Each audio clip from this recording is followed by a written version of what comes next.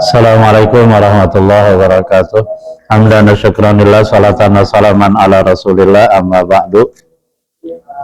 Wa ila hadratin Nabi Mustafa Sayyidina Muhammad Rasulullah sallallahu alaihi wasallam wa alihi wa azwaji wa dzurriyyati wa ali baitihi wa sahbihi ajma'in wa jamil mu'minin wal mu'minat al muslimin wal muslimat al ahya'i minhum wal amwat ila yaumil qiyamah. Wa nawsusan ila arwahi muallifi hadhihi al-kutub al-makruh fi hadzal mahdi syarif ani ma'ad darul hikam. Al-Fatihah. Bismillahirrahmanirrahim. Alhamdulillahirabbil alamin arrahmanir rahim maliki yaumiddin. Iyyaka na'budu wa iyyaka nasta'in shiratal mustaqim shiratal ladzina an'amta 'alaihim ghairil maghdubi 'alaihim waladdallin. Alhamdulillah, insyaallah kita akan lanjutkan kajian kita Fathul Mu'in. Sesudah sebelumnya kita bicara tentang kaitan khitbatul mu'taddah, melamar wanita yang masih dalam masa iddah. Kemarin kita ada jelasan kaitannya dengan lafaz yang tasrih dan lafaz yang ta'rid, gitu ya, yang bentuknya tegas, seperti misalkan al-khatib, orang laki-laki yang melamar tadi bilang kepada wanita yang masa iddah, uridu nikah haki, aku ingin menikahi kamu. Itu lafaz yang tasrih. Kemudian lafaz yang ta'rid adalah misalkan al-khatib, orang yang melamarnya bilang anti jamilah ruba raghibin fiki. Kemarin sudah. Kemudian juga al-mu'taddah dibagi dua, ada istilah al-mu'taddah min ghairihi, ay al-mu'taddah min ghairil khatib, wanita yang masa iddah dan min ghairil khatib, dia bukan yang diceraikan oleh yang melamar, artinya wanita yang menjalani masa iddah dari laki-laki yang lain, bukan laki-laki yang melamar. Ada istilah al-mu'taddah minhu, ay al-mu'taddah min al-khatib, yaitu wanita yang dia menjalani masa iddah dari al-khatib, dari yang melamarnya sendiri, gitu. Contohnya kemarin sudah juga, misalkan ini, si A menceraikan istrinya, katakanlah Maryam. Lalu pada masa iddah, si A mengatakan pada istrinya, wahai Maryam, aku akan menikahi kamu nanti kalau iddah kamu sudah selesai. Nah, berarti di sini si A dia melamar istrinya yang dalam masa iddah, itu. Seperti dia bilang tadi, aku akan melamar kamu, aku akan menikahi kamu sesudah kamu selesai iddah, gitu. Alhamdulillah, insyaallah pada kesempatan kali ini kita akan lanjutkan, yaitu permasalahan al-khitbah al-khitbah. Ketika seorang wanita sudah dilamar oleh seorang laki-laki, katakanlah si A, apakah kemudian tampil B ingin melamar wanita tersebut, bagaimana hukumnya dalam Islam? Apakah boleh itu langsung direbut aja dah wanita tersebut oleh si B, atau si B langsung hujum itu apa ya, menyerang tanpa aba-aba, maju tanpa tanpa menganalisa dan berpikir panjang, pokoknya udah lamar aja dah tuh wanita tadi. Insyaallah kita baca ya. Bismillahirrahmanirrahim. Qala al-mu'allif rahimahullah ta'ala wa adama nafa bihi wa bi ulumi fid dharaini amin. Wa yarumu ala alimin bi khitbatil ghairi wal ijabati lahu khitbatun ala khitbati man jazat khitbatuhu wa in karihat wa qad suriha lafzan bi ijabatihi. Wa yarumu, dan haram, ala alimin, atas orang yang mengetahui, bi khitbatil ghair, terhadap lamaran orang lain, wal ijabati lahu, dan telah dijawab, telah diterima, lahu, baginya, bagi ghair tadi. Haram apa? Khitbatu, melamar, ala khitbati man jazat khitbatuhu, melamar wanita yang dilamar oleh man jazat khitbatuhu, orang yang boleh wanita tadi dilamar olehnya, oleh man tadi itu. Wa in karihat, walaupun wanita tadi membenci lamaran yang pertama. Wa qad suriha lafzan bi ijabatih, dan sungguh telah ditegaskan secara lafaz ucapan bi ijabatihi, dengan diterimanya lamaran laki-laki pertama. Penjelasannya begini. Ketika si A dia ingin melamar Maryam, gitu ya. Padahal dia tahu bahwa Maryam telah dilamar oleh si B. Nah, B ini al-ghair, gitu ya. Maka dalam Islam hukumnya haram. Karena larangan dari Rasulullah SAW, la yaktubur rajul ala khitbati akhih. Janganlah seorang laki-laki melamar wanita yang telah dilamar oleh saudaranya, gitu. Saya ulang, katakanlah si A, dia tahu bahwa Maryam telah dilamar oleh B, gitu. Kemudian A ini mau melamar si B, A mau melamar Maryam, itu hukumnya haram, ya. Haram, nggak boleh si A melamar Maryam karena Maryam telah dilamar oleh B. Tapi dengan beberapa catatan, gitu ya. Haram hukumnya dengan beberapa catatan. Catatan pertama, lamaran tadi siapa? Lamaran B telah diterima oleh Maryam, gitu. Dan memang Maryam termasuk wanita yang boleh dilamar. Katakanlah dia bukan dalam masa iddah, dia bukan istri orang lain dan seterusnya. Bahkan walaupun Maryam ini sebenarnya nggak senang dilamar oleh B, gitu ya. Kenapa? Karena katakanlah dalam pandangan Maryam, B ini orangnya miskin, orangnya tidak mampu memikul biaya pernikahan, bahkan ekoloyo, gitu ya. Katakanlah si B ini termasuk orangnya tidak perkasa, tidak perkicik, gitu ya. Kemudian catatan selanjutnya adalah waqasur ya lafzan bi ijabati, dan lamaran si B sudah diterima secara ucapan oleh keluarga Maryam atau oleh Maryam. Nah, kalau dalam posisi tadi tuh, posisi pertama B sudah melamar Maryam, kedua lamaran B sudah diterima oleh Maryam, oleh keluarganya, katakanlah ya. Sehingga dalam posisi ini A tidak boleh merampas dan melamar Maryam, gitu. Hukumnya haram, gitu ya. Kalau orang kampung bilang udah diikat, gitu ya. Dimana Maryam udah diikat oleh si B. Tetapi ada beberapa, artinya banyak sekali pemahaman yang tidak tepat. Biasanya orang-orang kita tuh suka memahami ketika seorang wanita sudah dilamar padahal belum dinikahi, artinya kan belum halal, belum masih haram.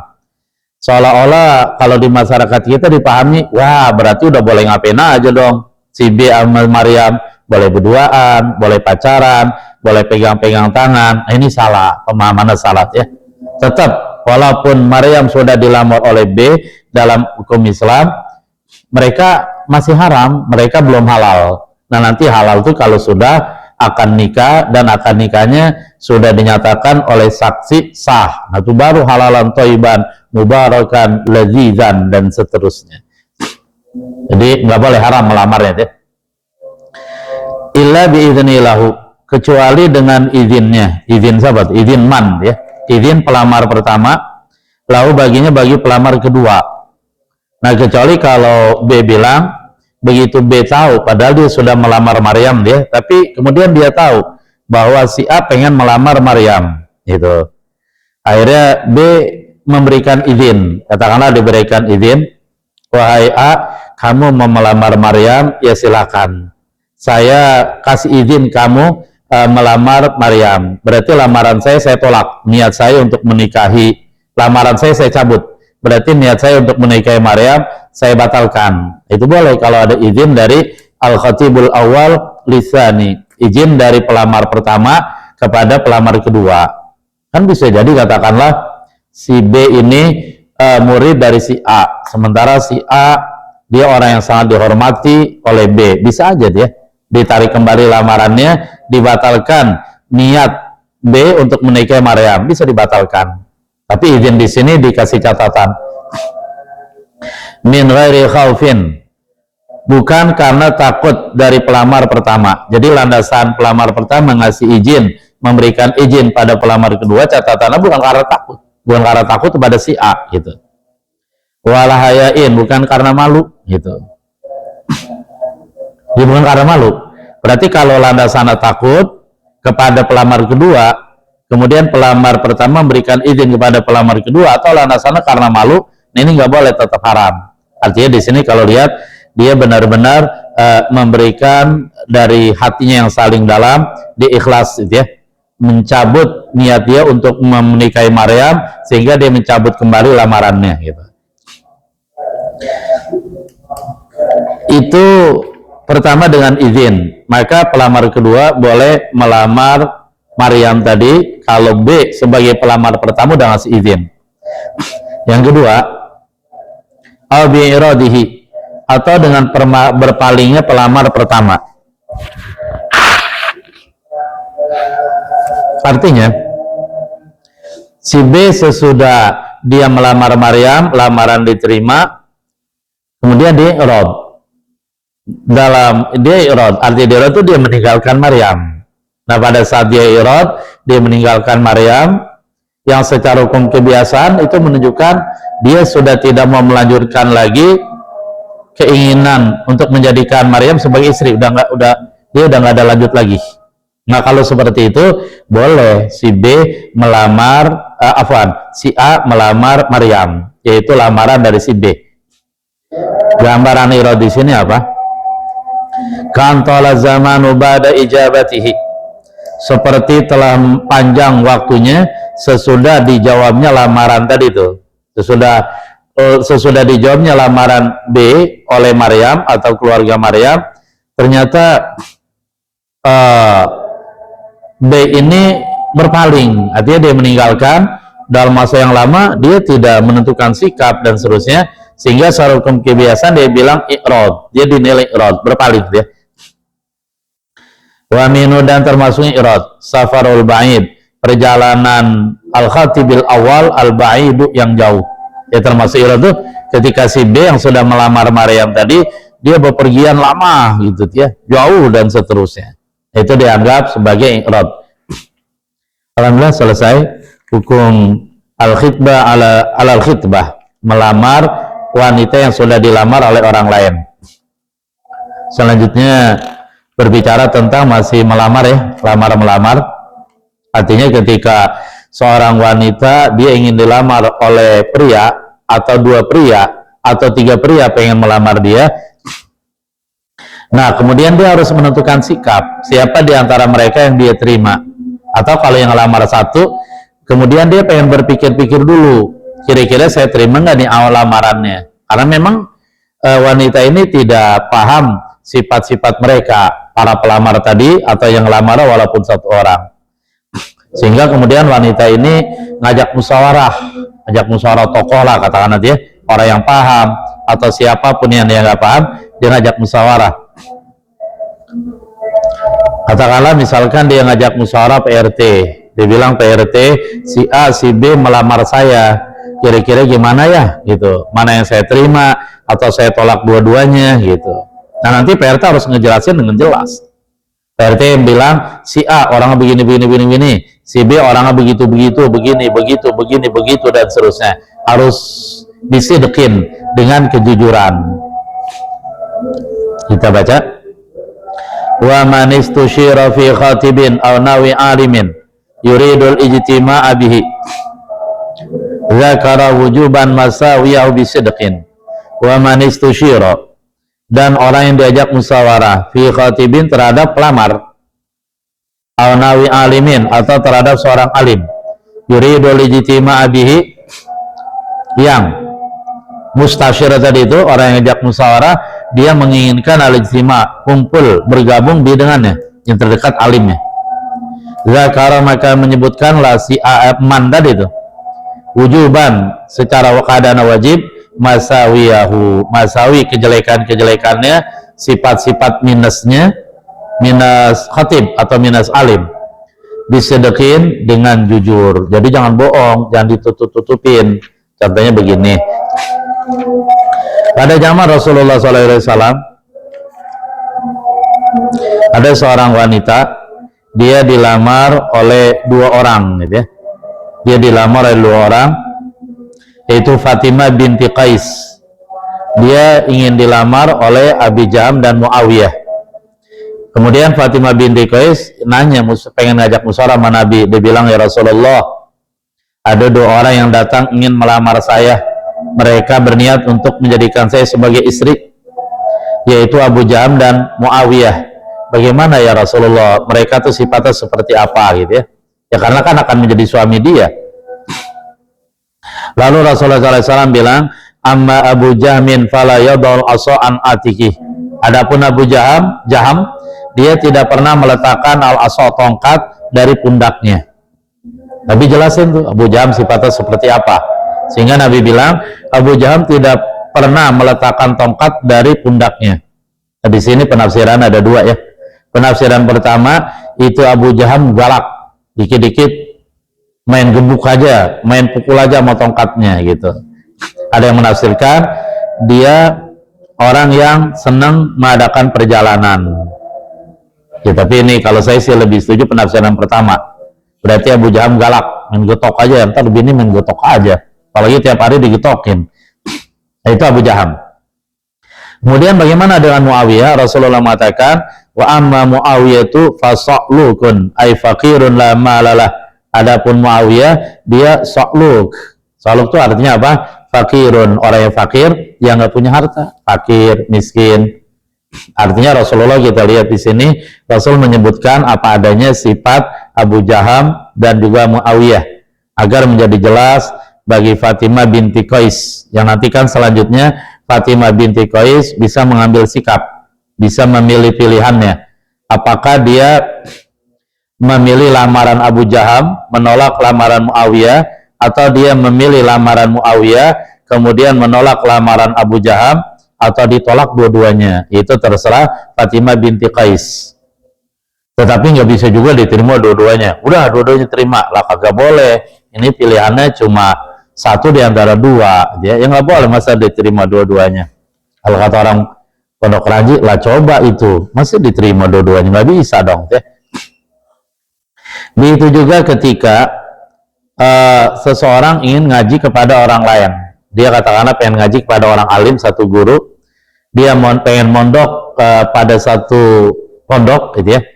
Nah, kemudian dia nggak tahu bagaimana guru tadi sifat-sifatnya. Nggak masalah dia bertanya kepada orang yang tahu tentang sifat orang alim tadi, dan orang yang tahu tadi harus ceritakan apa adanya gitu. Makanya dalam memilih pondok, ketika kita tidak tahu isi pada pondok tadi tuh, dalam seperti apa, sistemnya apa, yang diaji apa, amalannya alusunah atau apa, dan seterusnya. Nah, sebaiknya kita cari tahu dulu, cari informasi yang nanti dengan informasi bisa menjadi gamblang, bisa menjadi tahu, bisa kita nanti tahu, oh pondok ini seperti ini, dalamnya seperti ini, kemudian kurikulum yang dipakai kurikulum gontor, kurikulum ini dan seterusnya. Nah, nanti kita bisa mengambil sikap. Ya mudah-mudahan kita sebagai orang tua bisa bijak ketika kita ingin mondokkan anak kita cari tahu dulu tuh informasi tentang kegiatan dalam pondok tadi gitu, yang diajarkan apa, kemudian siswanya seperti apa, dan seterusnya. Ya mudah-mudahan ke sana kita bisa lebih bijak. Amin ya rabbal alamin. Adapun yang sudah terjadi ya sudah, tapi mau dibilang apa lagi ya, sudah terjadi ya sudah, artinya dijadikan bahan pelajaran. Begitu juga ketika katakanlah si A, dia pengen berdagang bersama, berserikat dengan si B.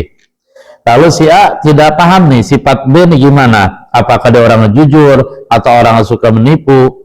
Nah, si A nggak apa-apa, dia bahkan dianjurkan dia nanya kepada orang lain yang tahu sifat si B.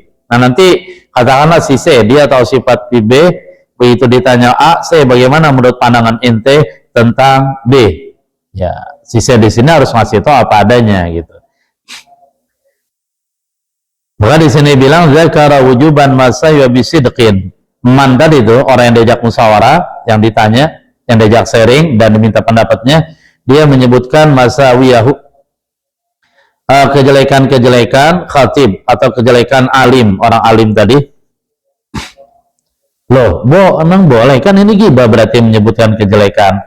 Ini termasuk ghibah yang boleh gitu ya, karena akan lebih berbahaya ketika malah nggak disebutkan secara jujur. Contoh misalkan tadi, seandainya Rasulullah tidak menyebutkan secara jujur kepada Fatimah binti Qais, di mana Nabi sembunyikan sifat Abu Jaham, bisa jadi nanti Fatimah bin Qais menerima amalan Abu Jaham, kan akhirnya dia nyesel. Kenapa nyesel? Karena bisa jadi tadi kan Abu Jaham diceritakan dia orangnya kasar, dia orangnya galak, apa aja dipukul, ya.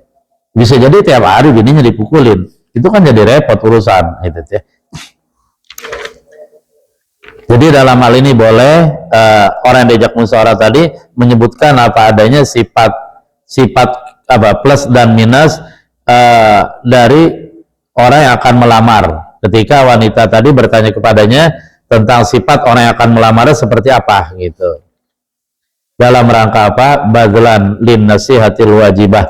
Dalam rangka badlan mengungkapkan bagi nasihat yang wajib. Dan di sini memang wajib dan termasuk ghibah yang boleh gitu ya. Soalnya kalau diumpet-umpetin tidak terang-terangan itu malah bahayanya lebih mudaratnya lebih banyak.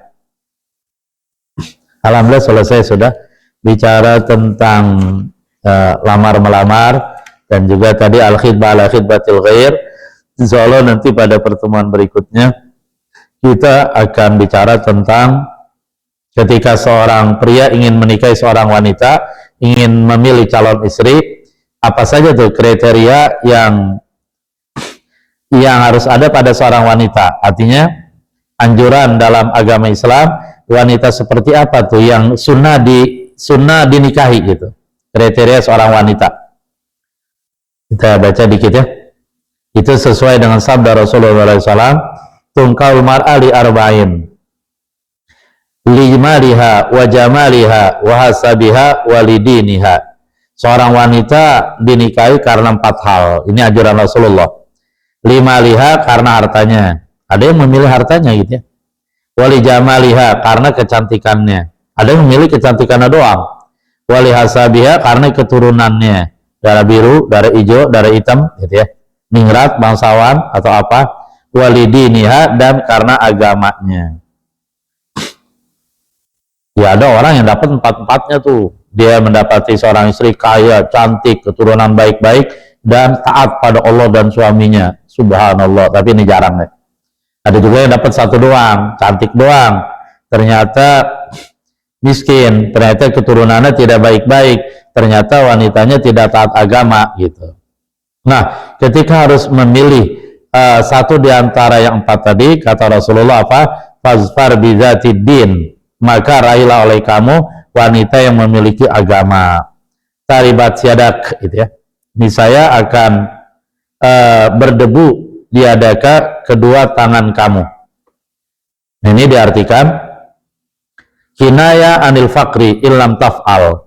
Ini kinaya kiasan tentang kefakiran. Artinya kamu akan sengsara illam taf'al jika kamu tidak lakukan itu. Artinya jika kamu tidak memilih dari segi agama.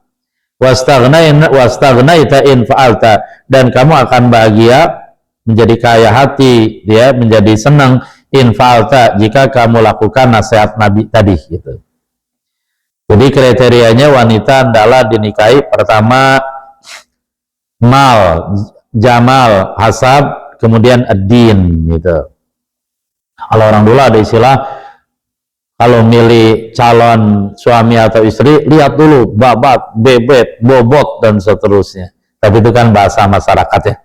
Kalau bahasa hadis, lima liha, wa jamaliha, wa hasabiha, walidiniha.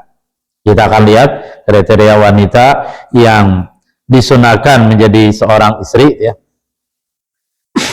Kita baca yang satu aja pertama, yaitu ad-din. Wa dayyinatun wa nasibatun wa jamilatun wa ba'idatun wa bikrun wa waludun aula. Nah ini matan Qurratul Ain ya. Wa dayyinatun, dan wanita yang taat sama agama. Wa nasibatun, dan wanita keturunan baik-baik. Wa jamilatun, wanita yang cantik. Wa ba'idatun, dan wanita yang kaum kerabat jauh. Wa bikrun, dan bikir, perawan. Wa waludun, dan wanita yang subur, yang secara itu dia akan menurunkan keturunan yang banyak, jadi banyak anak ya. Aula, itu lebih utama daripada kebalikannya. Kita lihat. Wa dayinatun, pertama dayinah, ay nikahul mar'ati dayinah allati wujidat fiha sifatul adalah aula min nikahil fasiqah walau bi ghairi nawi zinan lil khabaril muttafaq alaih fazfar bi dzatid din taribat yadak. Tugasnya menikahi wanita yang ada ini itu artinya wanita yang taat ya, taat sama Allah, bertakwa, taat menjalankan perintah Allah, menjalankan perintah Rasul, tidak mengerjakan dosa besar dan tidak terus menerus mengerjakan dosa kecil. Ya, kalau dosa kecil siapapun pasti nggak bisa lepas.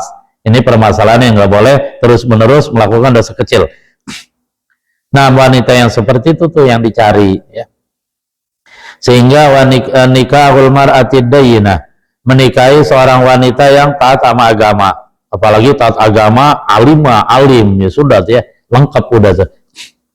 Allati wujidat fiha, yang didapati pada wanita tadi sifatul adalah, sifat adil. Adil di sini itu tadi dia bertakwa sama Allah, taat sama Allah, Rasul, taat sama suami, tidak melakukan dosa besar dan tidak terus-menerus melakukan dosa kecil. Adil di sini maksudnya gitu.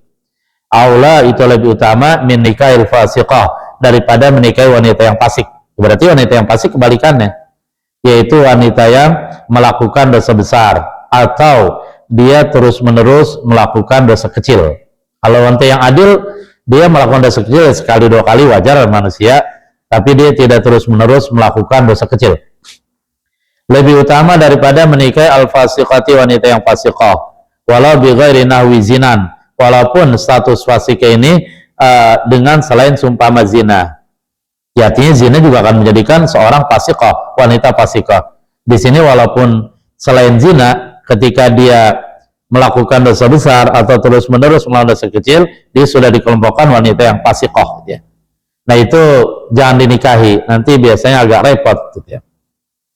Akan repot nanti pada perjalanan rumah tangga.